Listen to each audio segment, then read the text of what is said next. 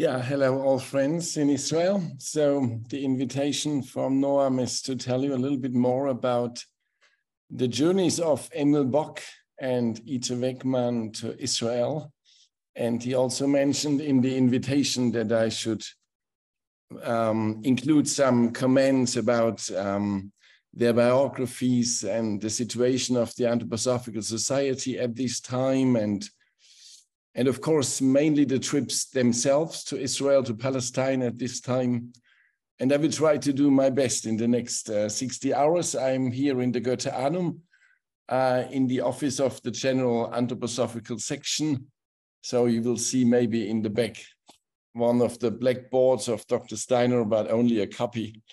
So from the Dornach Hill, a trial to bring these old stories, but I hope that you will feel that it has also to do with our time. And yeah, so I directly jump into the topic, saying that Emil Bock, a priest of the Christian community, later on the one who was leading the Christian community after the death of Friedrich Hittelmeier, that Emil Bock came first to Israel in April 1932, and second in April, 2 years later, 1934.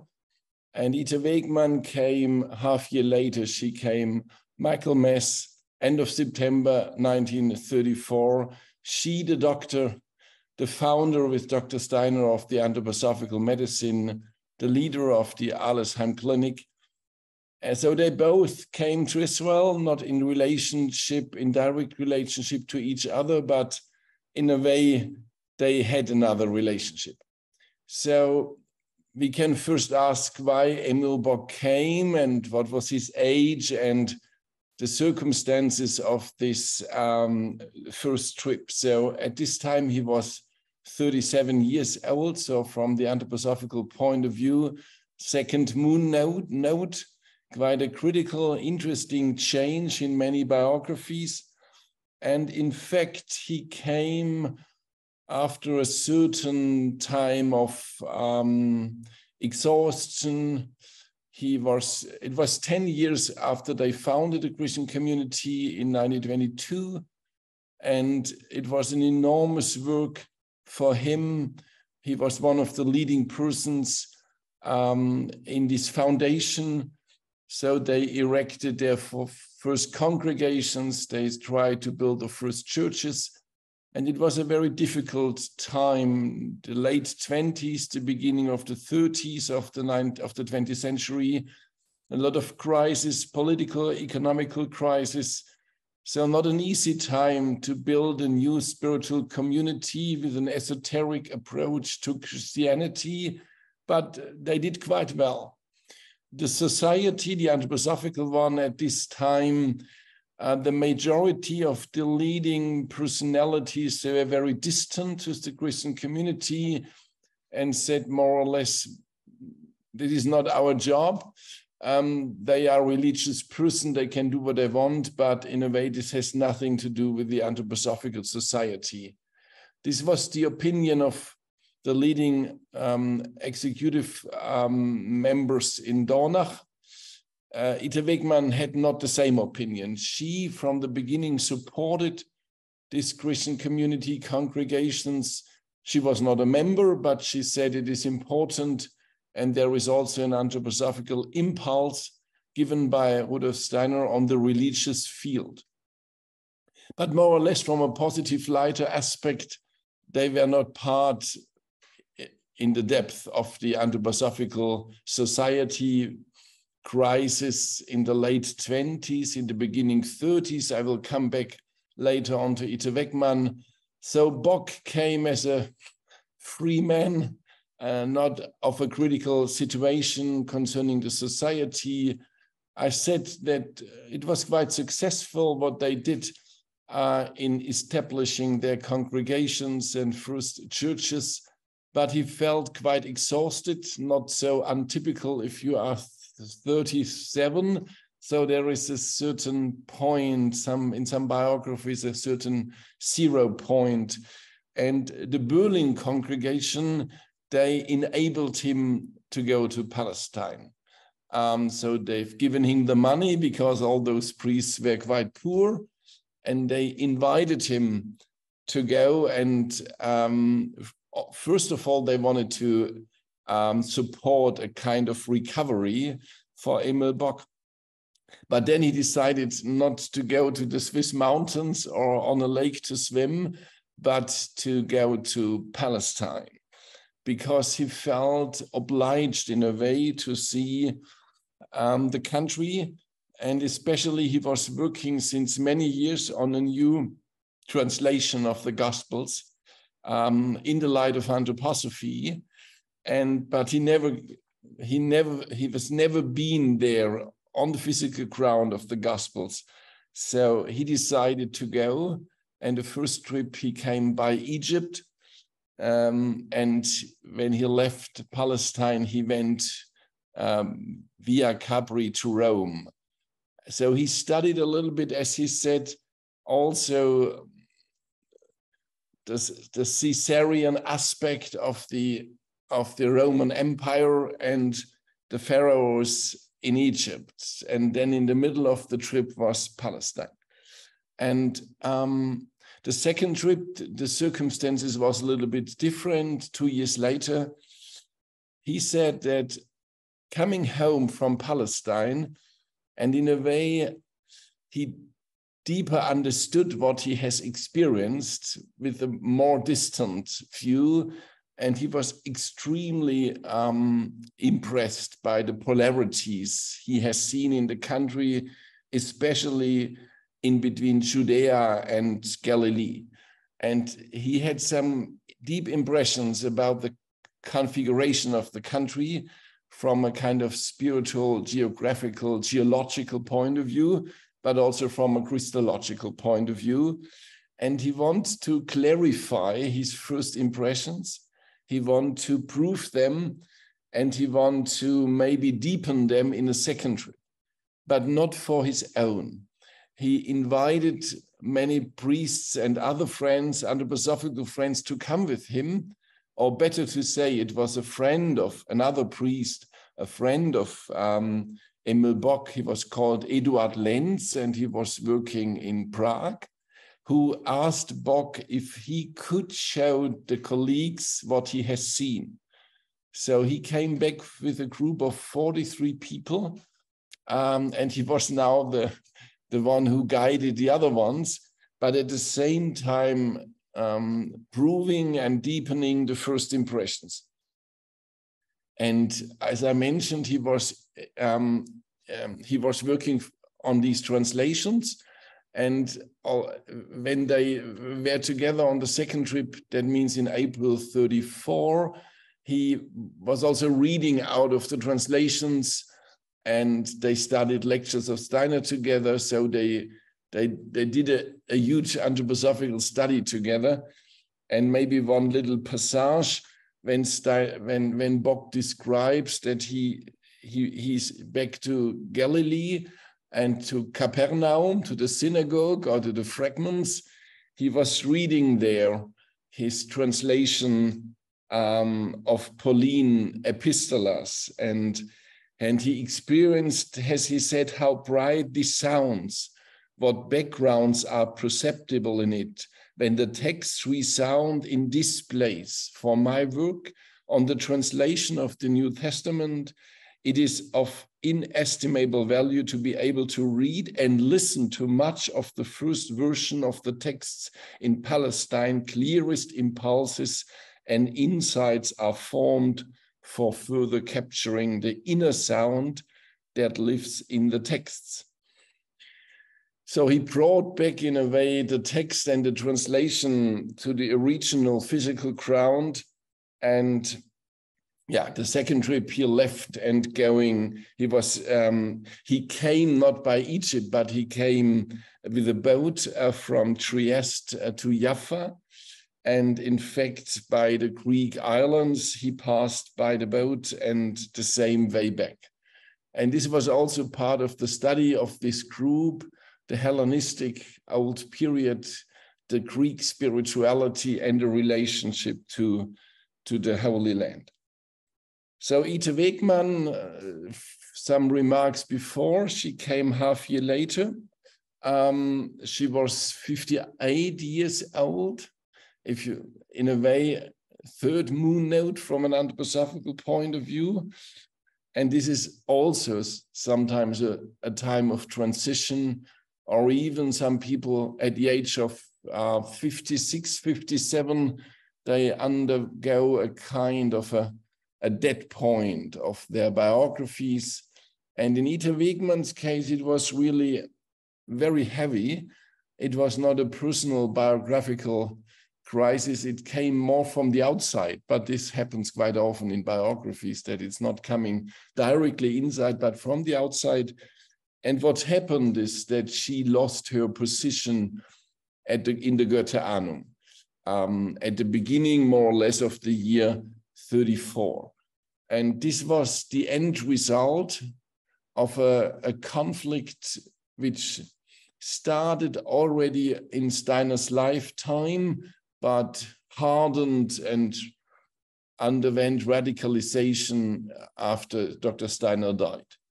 Ita Wegman was a very powerful woman in the anthroposophical leading executive council. She had a most successful section, the medical section.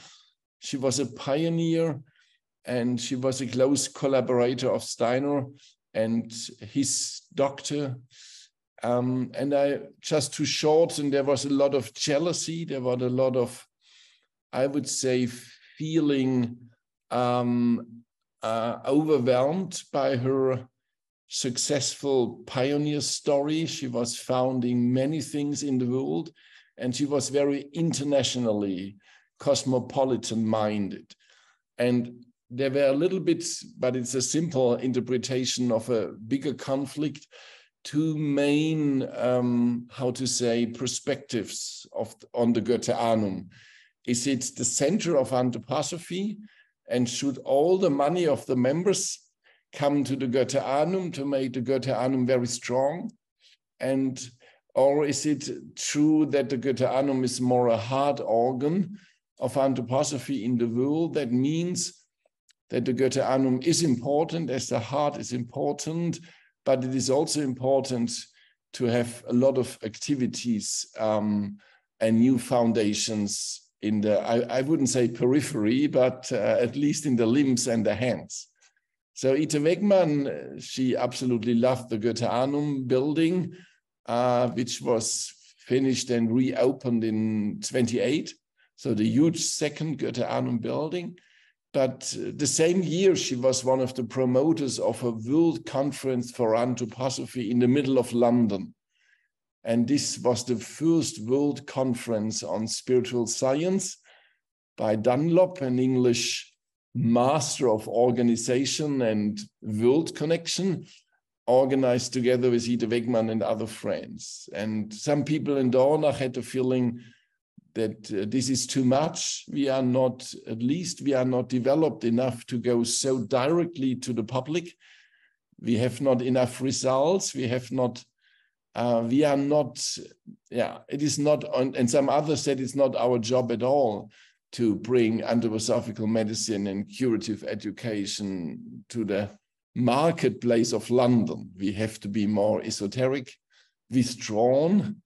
But Ita Wegman was very aware of the time, and she had the feeling we need to go out. We need to show what we do. We need to prove that we are not a sectarian group. So we need to confront the world. And there were other problems, but just to say that at the beginning of the year 34, they decided that she shouldn't be anymore an important voice in the executive council. She was not dismissed in this year, but next year, 35, she was separated and brought out of the Goetheanum, lost her membership. But in 34, they decided that the other ones, without Ita Wegman and without Elisabeth Frede, Frede was an astronomist and mathematician, and she was also leading a section at the Goetheanum. And the three others decided that they do the job better without these two women. Or let's say they asked the members, and the members decided in a big majority that Ita Wegman and Elisabeth Frede shouldn't be anymore part of the Executive Council. And this was for Ita Wegman a very, very hard development, because in a way, she was not only the doctor on Dr. Steiner's side, but also they established many things for anthroposophy in the world. And now she lost the Goetheanum in a way, or the Goetheanum lost her. And this deep crisis in her anthroposophical striving brought her to the insight that it's time to die.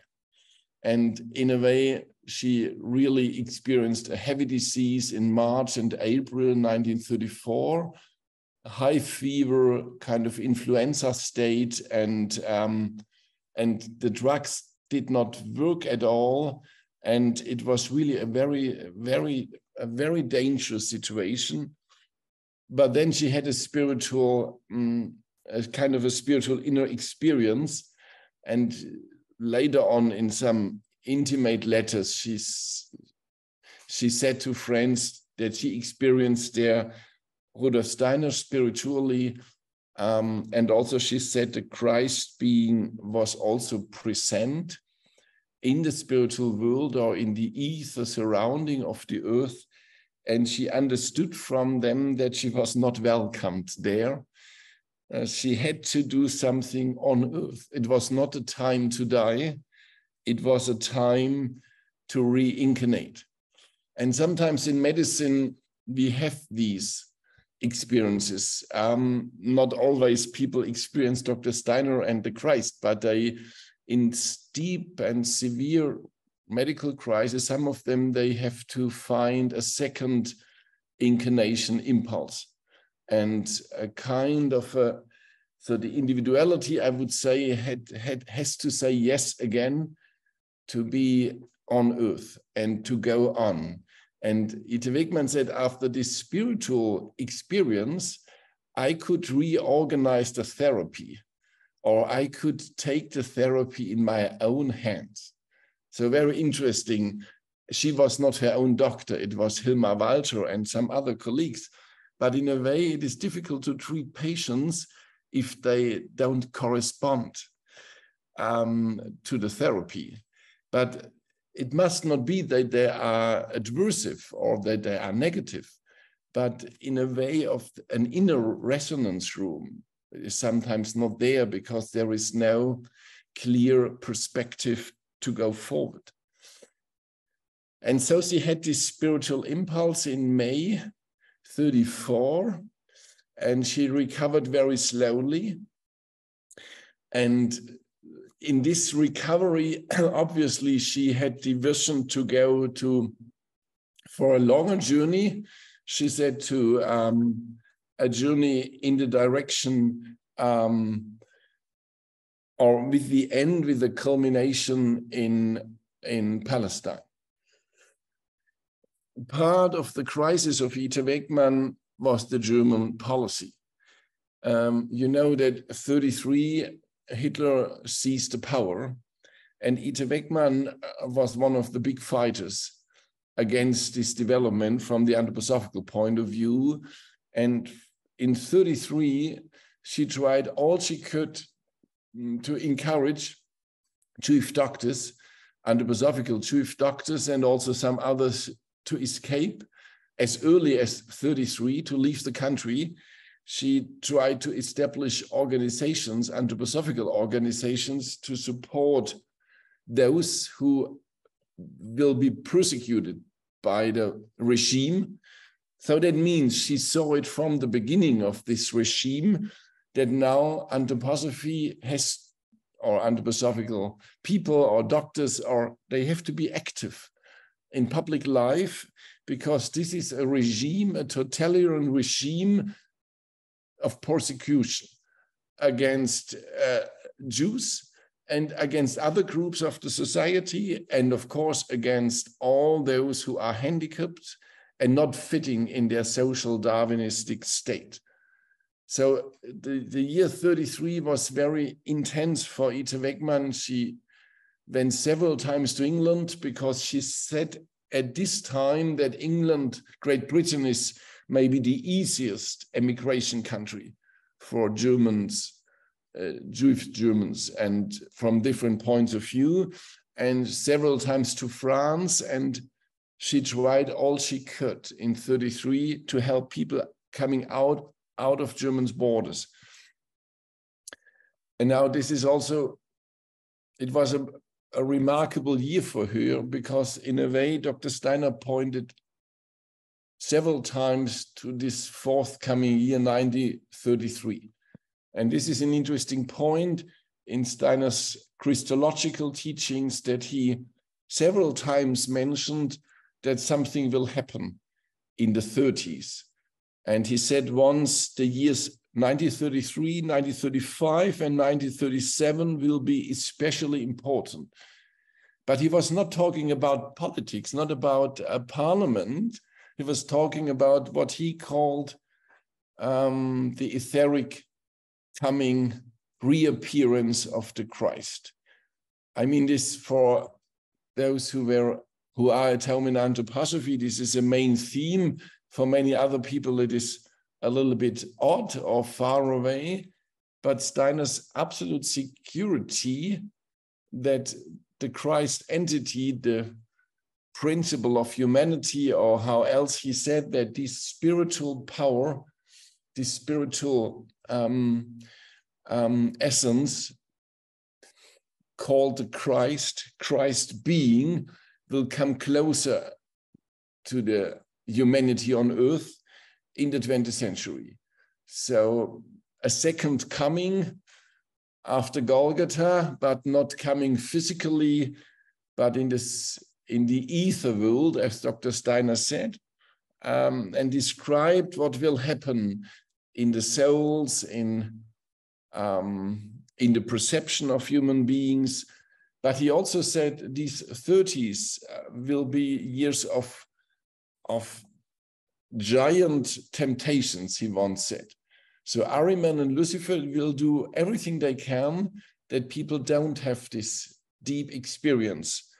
And it's not only an egoistic deep experience, but a kind of a new epoch of mankind starting. A new epoch of humanity, if this principle of humanity comes closer again to the souls. And he said anthroposophist has an obligation to prepare this second coming and an important world development. So he quite often indicated that the 30s will be very important for the whole future. The 30s will be decisive what will happen in the future or not. And in the so-called apocalypse course for the priests of the Christian community, heard by Emil Bock, but also by Ita Wegman, it was in September 1924, one of the last lectures Dr. Steiner said.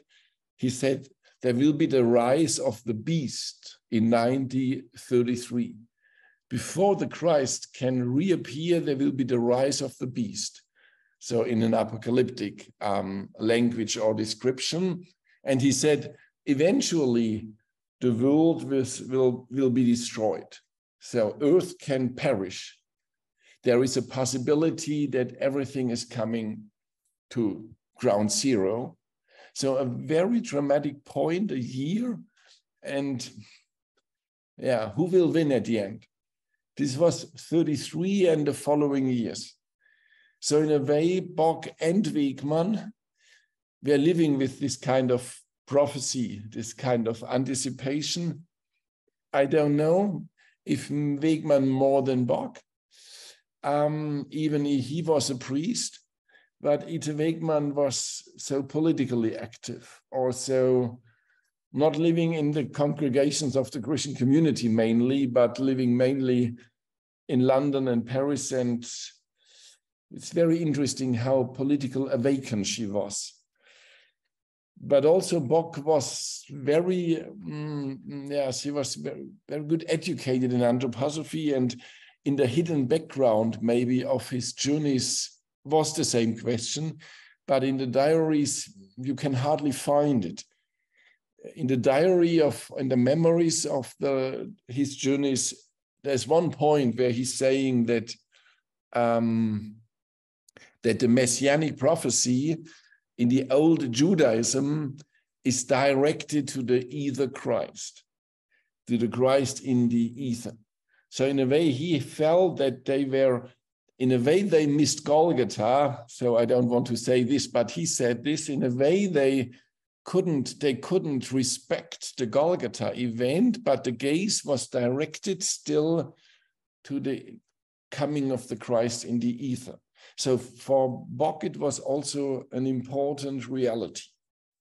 Now I mentioned the diaries, and after this kind of introduction, I would like to say some words about, let's say, the background and the material of my little presentation, because I was not part of the traveling group, so I can't tell you of my memory. So maybe you will ask where does it from, because some anthroposophists, they draw interesting pictures, but you never know if it's their own fantasy, or is it history, or is it insight. So Bock created notebooks when he stayed in Palestine. And from these notebooks, diaries, he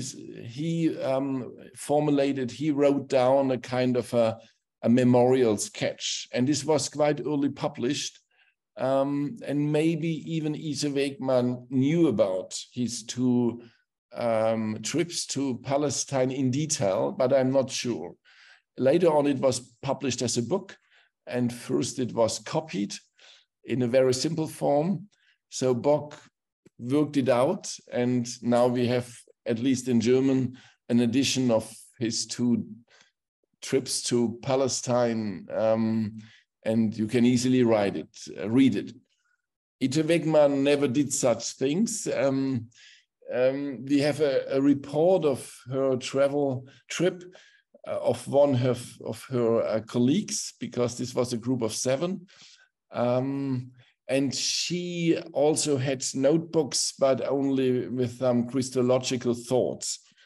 So the material of Bock's travels, journeys, voyages are much more extended than in the case of Ita Wegman. So you will hear a little bit more tonight about Emil Bock and shorter about Ita Wegman. Unfortunately, I'm leading the Ita Wegman Institute, and we are having the literary estate of Ita Wegman, so we would be proud to know more. But these 12 days are not so documented than the journeys of Emil Bock. He together spent 5 weeks, so one time 2 weeks, one time 3 weeks. So he was also longer there, and in a way he experienced Palestine more in detail. So I will start with Emil Bock, try to summarize his both journeys after this introduction. And first of all, maybe interesting to hear where he stayed. He and the group, I mean, I mentioned the second group, more than 40 people. It's not so easy to travel with a group of more than 40. And also the first trip, he was not alone, but he never published a number. But they stayed essentially in 2 places. And from these 2 places, they made excursions. So they stayed in the convent hospice Notre Dame de France in Jerusalem. Maybe most of you will know it is still existing, a huge building on a big street now. It was more silent in those days. And also the other place where he stayed is still active. It is in Galilee. It is this German Catholic hospice in Takba. Yes, so on the border of the sea, not far away from Capernaum. And this was another hospice where he could stay with a group. It was at this time run by 3 Catholic sisters. with some Bedouin women who helped them. And these were the places. And interesting, Ita Wegman took the same places when she came later. That means she had informations from Bock's group or from Bock directly, because these places were quite good to stay there. Maybe it's interesting to hear what kind of traveling they did. In the early 30s, partly the Wegman group and the Bock group, they had horse-drawn wagons. Partly they had donkeys, and partly they had cars, as we have today. So, but the donkey trips, they really happened. So in the Bock case, they once went down the Kidron Valley to the Dead Sea only by the donkeys.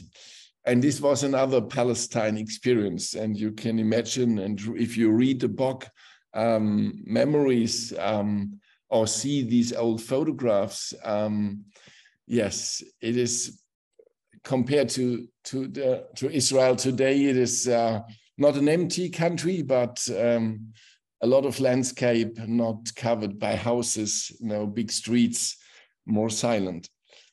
Yeah. So they made this excursion, so the Bock group till Damascus and so on, but they always came back to their central places. And I mentioned that they did anthroposophical studies, so reading Steiner's lectures, and the Bock group performing the act of consecration of man, reading the Gospels together. And I have to say that this Emil Bock was really well educated in the Old Testament as well. So the old Jewish history, and as far as it is in the Old Testament and beyond, was one of his main study concerns. So this was really a man, this Emil Bock, quite young, I said 37, but he was living in the landscape of the Old and the New Testament. He had a guide. It was very interesting, this John Meretzian, a student of Armenia, and he helped and supported Bock. Very interesting, the story of these two men, and also Meretzian was later on the guide for the Ita Wegman group. To say some words about the perception of Palestine in general by Emil Bock, he said what he experienced there in general was a very wonderful correspondence in between, or the outer and the inner landscape of the Gospels. He said a wonderful transparency between the external and the internal.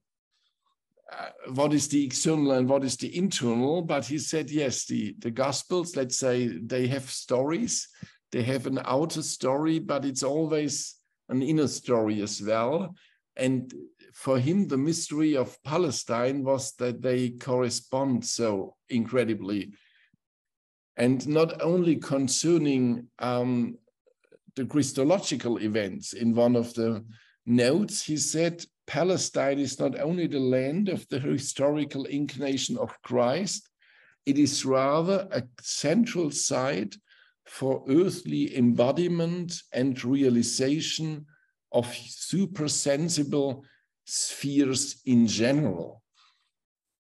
So this is a tremendous statement to say a central site in general for embodiment and realization of supersensible spheres.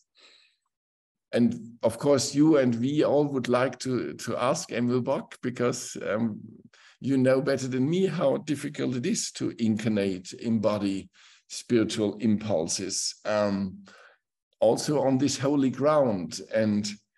But interesting that he felt that this is a very sensitive place on the earth. And once he said, Palestine is itself a sacred scripture,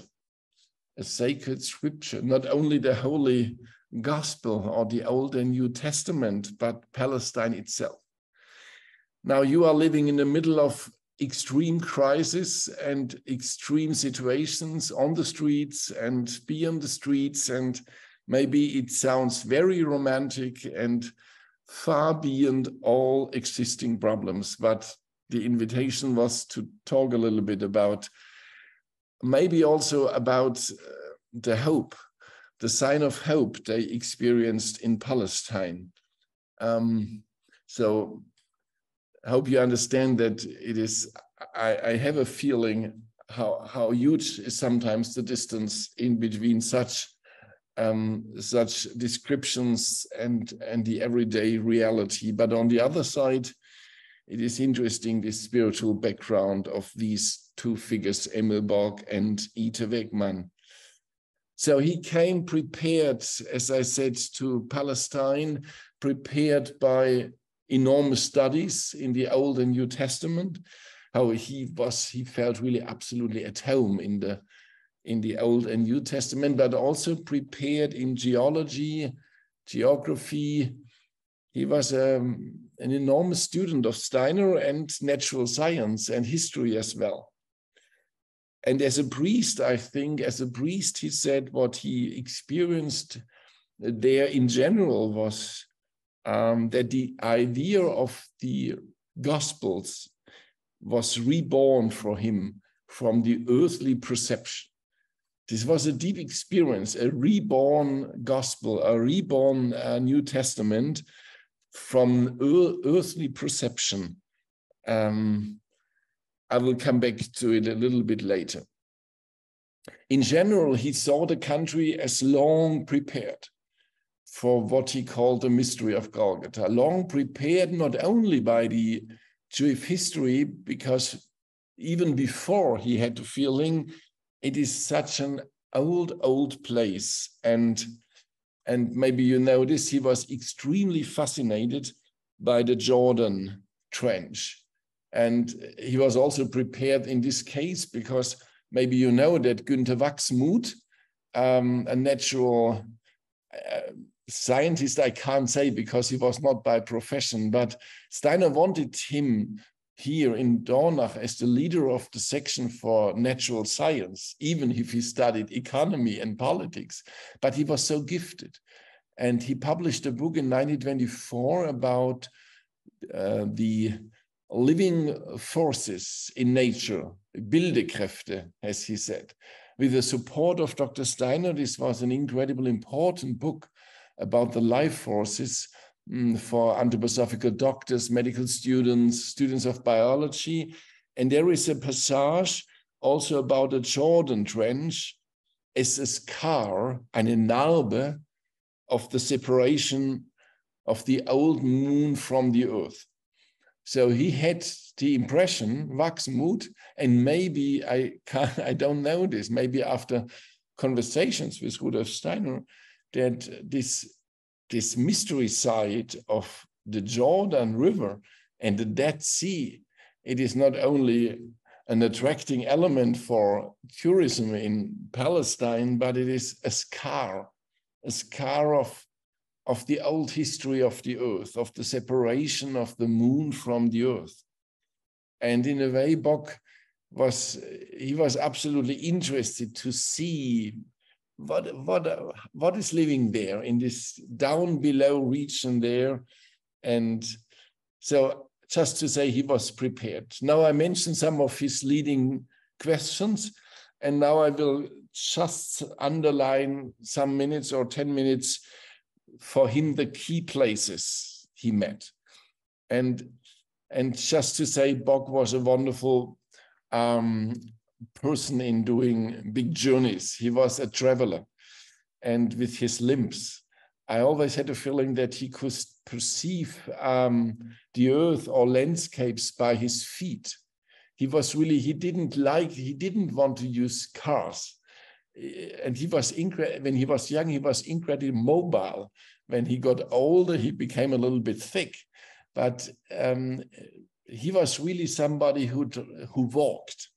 And as I experienced, sometimes he had an enormous sensitivity to find places, to find the place, and sometimes also the people.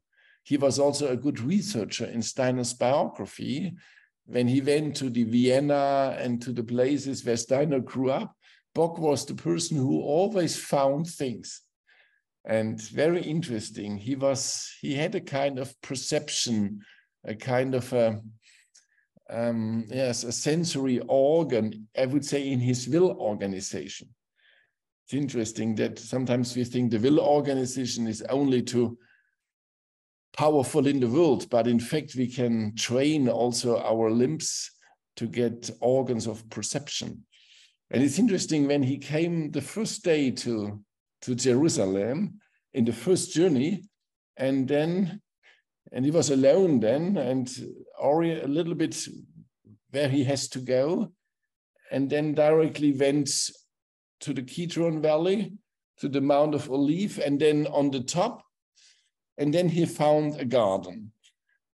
He found a special garden. In his description, on the top of the Olive Mountain, the highest peak behind high walls, there is a park, which even from the outside gives the impression of a miracle, since there is no one around. I look for an entrance and suddenly find myself in a grove of olive trees and cypresses, in which an almost unearthly peace reigns, a sphere like that of a cosmic soul radiating goodness surrounds me. In this garden, he perceived holy silence, and he felt a little bit so deeply touched. He did not know first. And then he discovered a chapel, and around the chapel, a stony courtyard. And then there was a story in Greek letters. And then, because he was able to read Greek, he saw that this is described the story of the ascension of Christ. So in fact, he found the place, and zwar directly there from a certain Greek tradition. They say this is Little Galilee, Viri Galilee, the place where the ascension happened. And he returned quite often the next few days to this garden and to this otherworldly piece of the place. And it is still preserved. So I've been last time there in May this year. And I would say it is still today, it is not really a part of the touristic groups. They're coming to other places on the Olive Mount, but this olive and cypress garden with the Greek little chapel or convent even has a very specific atmosphere. And I can totally follow Bock in this kind of description of this piece. And so he was quite sure that this is the place where the Himmelfahrt, the ascension, happened. Viri Galilee, the little Galilee, and this holy silence. Interesting that it was the first day. So if you are the first day in Jerusalem, you can be distracted by, now it's more than it was in Bock's time, but even in Bock's time, it was a very dense city with all the bazaar and all the different quarters. But in a way, it's typical Bock to leave the city and then to go to the Kidron Valley. And of course, we can say he's an esoteric Christian, and obviously he wanted to go to Kidron and Gethsemane and Olive. But then the garden from the outside, and I don't know how he found the way in. But this is a story of Bock in a way, and he was then absolutely overwhelmed when at the end of the garden, he had a view which we don't have today so easily, because now there's a street with big houses on the top, but he saw suddenly the Dead Sea. And obviously he had a good atmospheric day, so it was quite clear. So he saw the mountains of the Judean desert, the Moabite mountains also on the other side, and down to the interior of the earth, as he described. So, and he was deeply touched. It was the first day, as I said, when he came, this man from Berlin, and then via Egypt, and then finally to Jerusalem, and then suddenly there, and seeing and being there. And then he went back at the beginning of the evening. So he passed the place where maybe the Christ gave this apocalyptic speech. We say on Tuesday in the Holy Week, the little apocalypse as it is called. And there's another garden on the way down to the Kidron Valley. And then, of course, I think you all know this Kidron Valley with the Absalom tomb, with the other tombs, Jehoshaphat, the whole valley, with the messianic hopes of Judaism, that the Messiahs will come and all the people will undergo resurrection, this atmosphere of the Kidron Valley and Jehoshaphat. And of course, Bock as an esoteric Christ with a deep conviction that when the Christ went down on Maundy Thursday with a disciple, this path from the Cenaculum to Gethsemane, in a way he was partly outpouring his own life, a source of cosmic life. So for Bock, this prophecy of the Jehoshaphat Valley, of this part of the Kidron Valley, came to the truth, or at least in the first step. So maybe Bock would not have said this is the complete salvation, because the world is unsolved, and I know, I think we all feel that there is so much needed in the future for a kind of for a real peaceful state. But maybe the first seed, Bock would have said.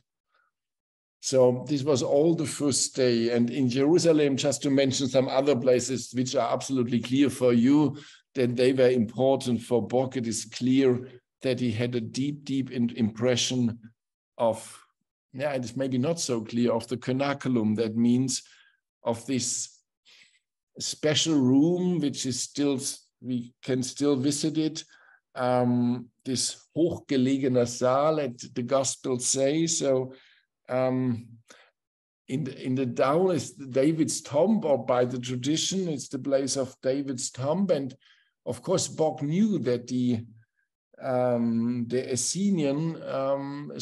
Essenian group, they called themselves Sons of David.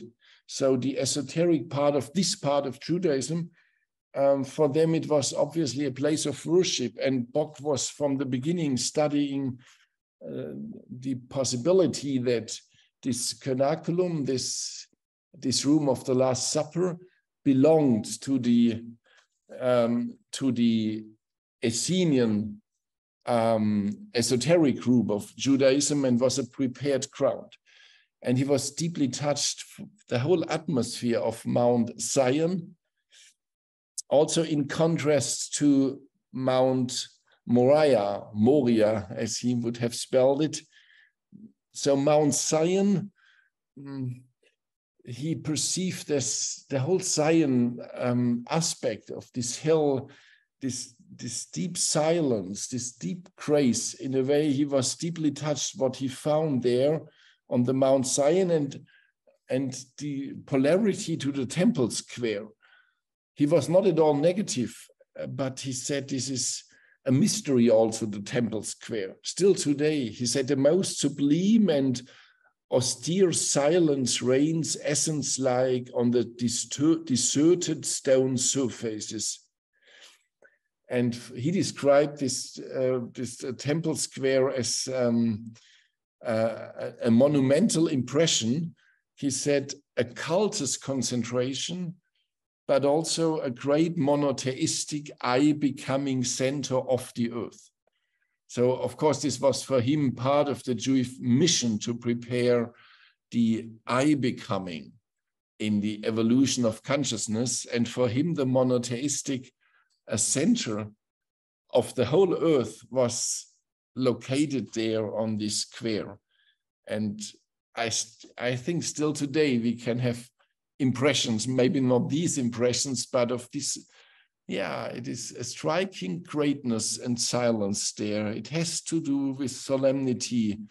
And he had the feeling this was this concentration.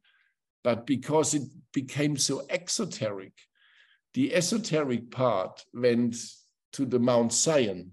In a way, he had a feeling maybe Mount Zion was the beginning of a spiritual esoteric place, but later on it was an exoteric David city, but later on it became an esoteric spiritual center in Jerusalem, and the exoteric center shifted to this temple square. Yes, to the Jordan Valley, yes, we mentioned this topic a little bit. For him, it was an incredible experience to be there.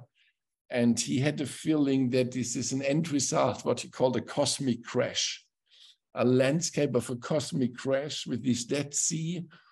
And in one description, he said the Jordan baptism has at its scene the lowest point of the earth's surface. The Christ entity descending from heaven to earth descends after the fallen earth and humanity into the depth of death. The place of baptism is a quiet, inconspicuous place. Again, it becomes clear to us how much the Christ events took place in silence and smallness. So the place of the baptism still today, it is not very impressive. But the valley itself, he had a feeling that deep incarnation. And then, of course, he studied the Essenian monasteries and hermitages near the sea. And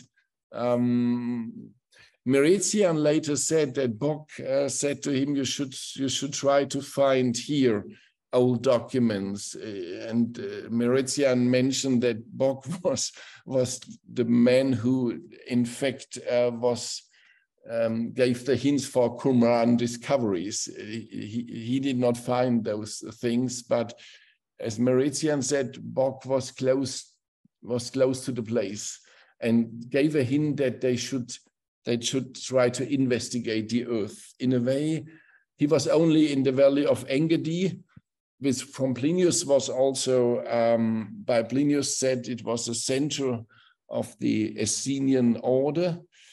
But in a way, he was very close to this landscape. So to end a little bit with Bock, to say then the polarity of Galilee and the lake, he was absolutely touched by, he said, a life-producing brightness, a graceful fertility, Demeter-like, a breath of cosmic goodness. In a way, he said he experienced a transparency of the landscape for the spheres of prenatal life, of the spheres of unbornness. This is a deep word to say that these spheres of unbornness are closer to Galilee and especially to the lake there, Capernaum, Tiberias.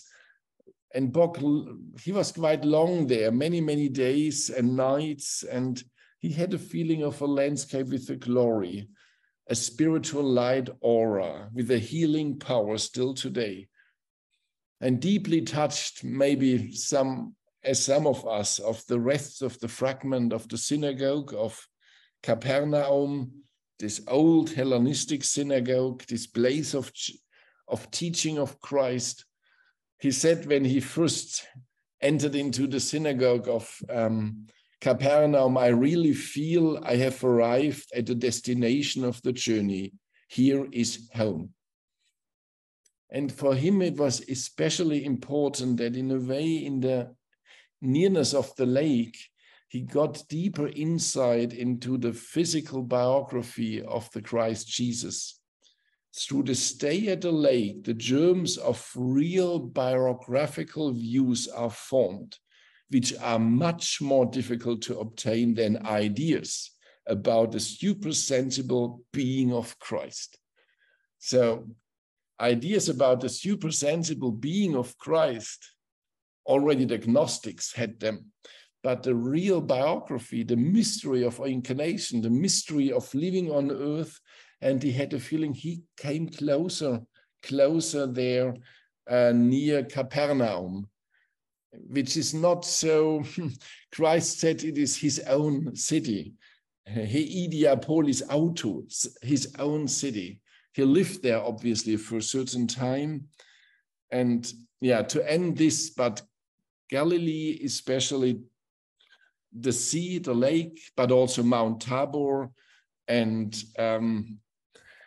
these sites were terribly important for Bock. Maybe you ask yourself, was it a journey only to Christological and Jewish places, or did he perceive the reality of Palestine in 32?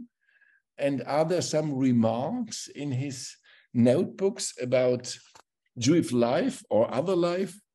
And this is a difficult question, because in a way he was totally centered, I have the feeling, on these Christological aspects. And there are some remarks. Let's say Western Wall. He was in Jerusalem, Western Wall, and then he's saying, we content ourselves with a brief glance, for it is offensive how a spectacle is made of the lamentations of the Jews, with whole societies of non-Jewish Europeans and Americans photographing there and listening to the loud lectures of their leaders. So in a way, he said this is offending, this is almost traumatizing to see what is there, a serious lamentation and sorrow and tears, and the other ones, they come to take photographs. So, but on the other side, I have to say there are some so typical statements by Bock about Jewish life, where we have the feeling these are also stereotype prejudgments. So he was sitting in a coffee shop in Jerusalem with Jewish music, and then he's writing, these people are not blessed with humor and the desire for free sociability. In their own circle, they listlessly brood over ancient faiths. So they brood over ancient faiths, which is not a deep respect for this Jewish coffee group. And then he was very negative about Tel Aviv. It is striking in a way how he disregards Tel Aviv, saying how culture is built here from an abstract idea and a fanatical will. He's saying this is pseudo-Europe, and in a way, that's all. So I think Tel Aviv had different aspects in 1933 too, but in Bock's summary, this is a critical point. Culture is built here from an abstract idea and a fanatical will, pseudo-Europe. I mean, we know that from Herzl on, there was a tendency to bring Europe to Palestine and also a tendency to copy something, but this is a very negative perception or negative interpretation.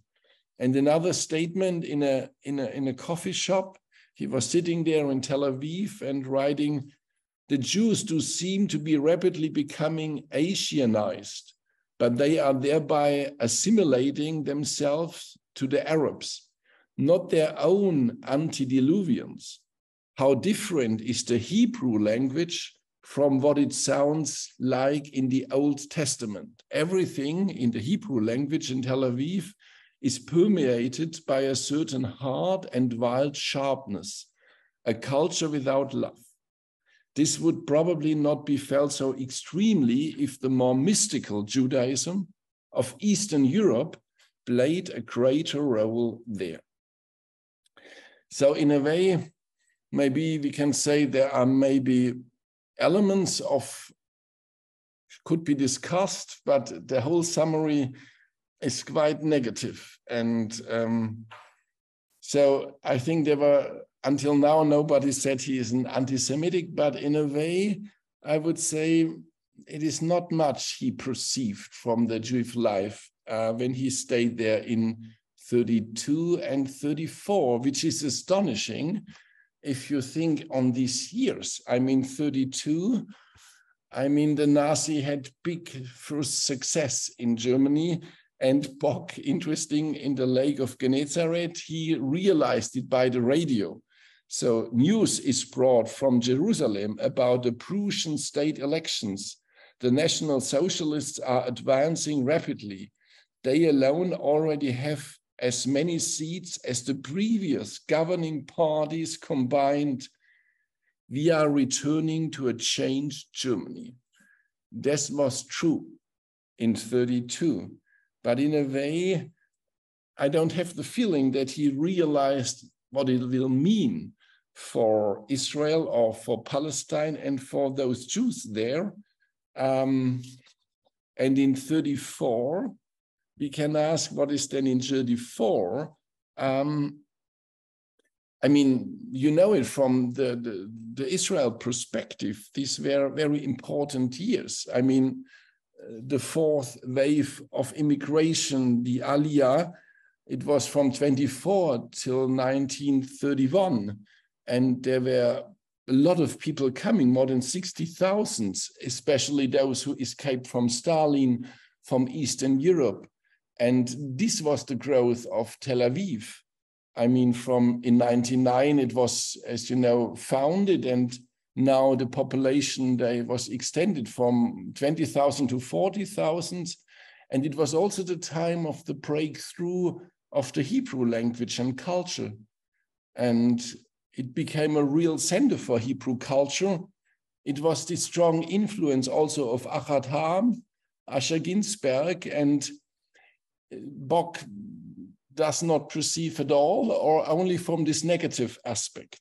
Also, there is no mention in Bock's description of the Hebrew University on Mount Scopus, and this is not part of his perception, obviously not. I mean, we can say he was busy with his Christological impressions, but in a way, at this time, 31, more than 20% of the population of Palestine were Jews. 175,000. So it was a reality. And in 34, so the time of Bock's second coming, you know that the British government at this time reduces the immigration permit. It was Ben Gurion and his Labour Party who did in this year this promoting the illegal immigration. But this is not part of the perception of Bock, even if I have to say, in his second coming on the ships, I mentioned that he came by Trieste with the boat, so the Greek islands, there were a lot of Jewish people on the board. He realized it. Of course, they were all emigrating now in 34, and they had all reasons. And interesting, he heard a lecture of the chief rabbi from Budapest on the board. So this is Bock, he's realizing more in 34, maybe what is going on. And he's also summarizing what the rabbi said. He speaks briefly, the rabbi, and pictorially. In some places, he betrays the Eastern Jewish theological tradition. For example, he interprets the plural form Elohim in the Genesis, in the creation of man in such a way that God created man together with man. The most curious part of his speech is the conclusion: a few Hebrew words and a strong rising of the image of Eretz Israel are enough to make all people burst into tears. He says, we are not looking for the old Palestine, but for the new one. Of the old, we will indeed kiss the ruins, but the new one we have to create. To him belongs our heart. Even the few Gentiles can hardly escape the great emotion of the people. And he could also hardly escape Bock. How he was deeply touched, especially by the Jewish songs also, not only by the the speak of the chief rabbi. It was all on the boat. I said he was really days and days. He came by the boat, and it was a lot of Jewish people. And there was a synagogue singer from Warsaw, from Poland, and he gave a concert. And Bock said some of the Jewish people of all persuasions are more sympathetic than the other German travelers on the ship, who belong mainly to a smaller travel societies, one Catholic and the other Protestant. And he befriended, he said, with many of the Jewish people on the boat.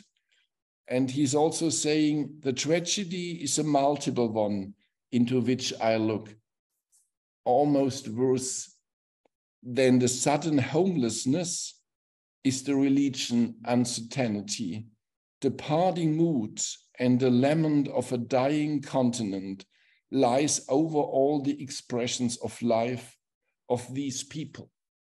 So this touches in a way his heart, a sudden homelessness and a religious uncertainty. I mean, Martin Buber's striving was to create a new schooling path, to find a Jewish inner reality. And so Bock see the transition. These are two elements in 34 where he realizes a little bit the time where he's living in. All in all, if we summarize the diaries or the memories, we think, hey, you've been in Palestine, but you have only seen part of it. But it's maybe the destiny of all the tourists. They come, they see fragments of fragments of fragments, and not the whole.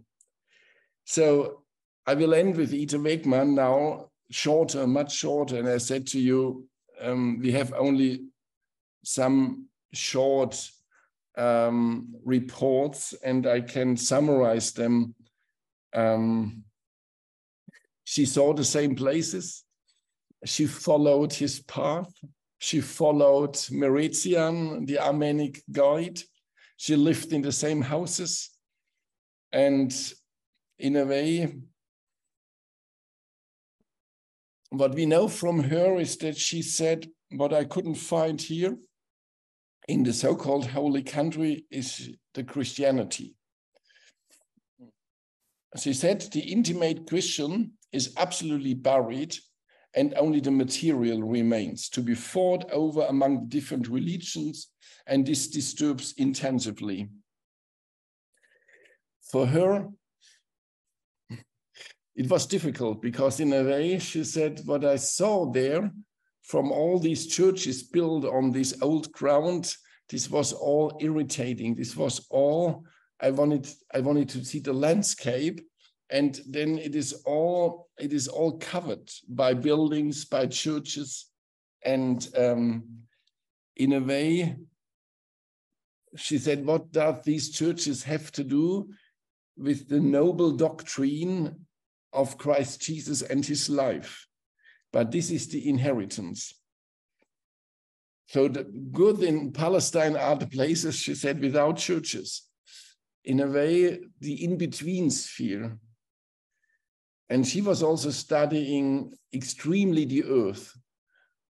The country is wonderfully beautiful. And it's indeed that here you experience the geological strongly, while in Greece you experience the meteorological more, the earth forces. For Ita Wegman, one of the most striking experiences was the earth formation, the earth forces.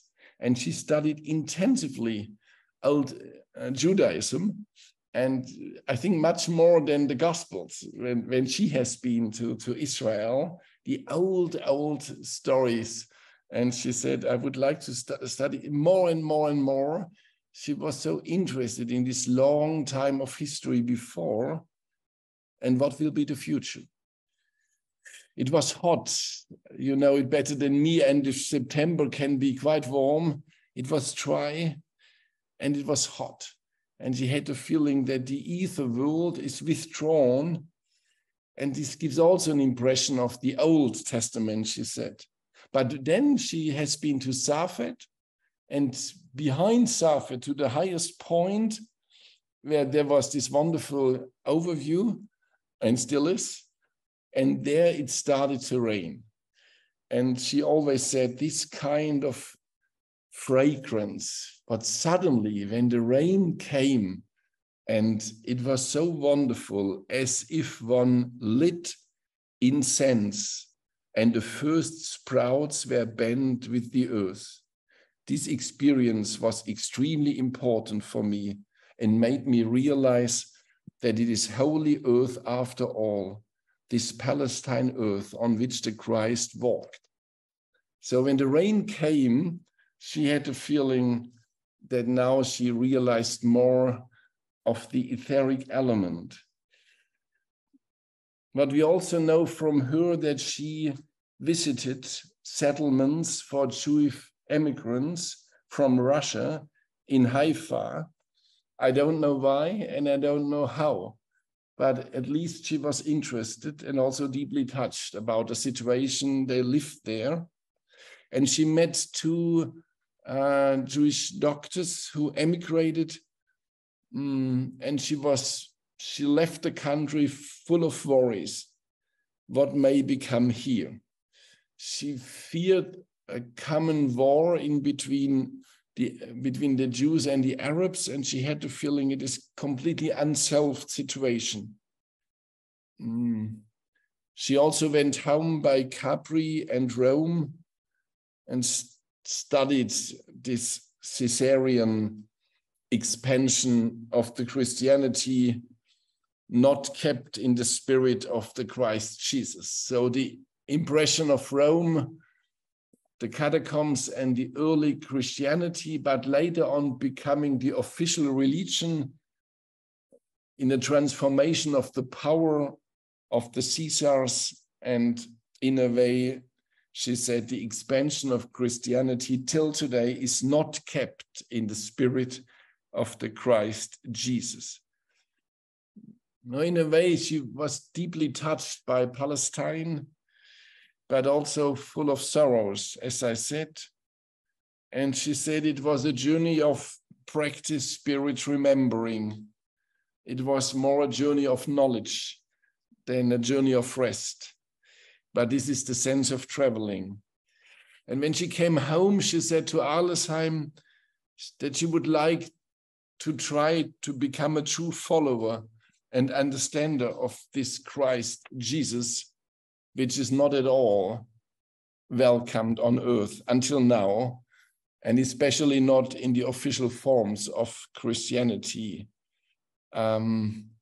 And for Ita Wegman, this journey to Palestine after the disease and in this enormous catastrophic political development at this time in Nazi Germany, it gave her the confidence that there will be future, but all the perspectives for the future, they have to be born from within. So in the outer world, as we see it sometimes also in politics, we don't see the solution, we don't see the light, but we can't withdraw and become poorly mystics. But in a way, we have to go on with another light, which is not drawn from the outside. And so she said, all what she will do in the future after this experience of death and being reborn, I mentioned this spiritual experience, and then the way to Palestine, for her it was a change of her biography. And from now on, she said, all has to be based from a new source inside. And concerning the Goethe Annum and the ongoing problems on the hill, she said, I don't want to fight anymore. I want to try to think and act in a Christian way. And this was enormously, because in a way, the Christian impulse was always part of anthroposophy, but I would say the direct confrontation with this Palestine and also Rome from a negative point of view, to think and act in a Christian way, this was anew for her. And I will end my story with the last word of her, very interesting. She said that she would like to go again to Palestine, but more in springtime. This is also what Dr. Steiner had said, how important it is to be there in springtime. And she never came back. But there is this sentence where she's saying the journey to Palestine has not actually closed. Something has remained open, but this remaining open has a fertilizing effect. I think it's a wonderful description now also to finish this little contribution from the Goetheanum, that the journey to Palestine has not actually closed, that something has remained open, but this remaining open has a fertilizing effect.